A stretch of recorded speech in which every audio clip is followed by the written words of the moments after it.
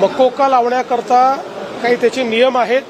त्या नियमात बसलं तर ते लागू शकेल, पण नियमात बसेल की नाही या संदर्भात आज सांगता येत नाही. त्यामुळे त्याच्यावर मी आज बोलू शकत नाही. की आज सकाळी त्यांना अटक करण्यात आलेली आहे आणि या प्रकरणाचं गांभीर्य लक्षात घेता पोलिसांनी योग्य कारवाई केलेली आहे आणि पुढेही हे प्रकरण लॉजिकल एंडला नेण्याकरता ज्या ज्या गोष्टी करण्याची आवश्यकता आहे त्या त्या गोष्टी पोलीस करतील.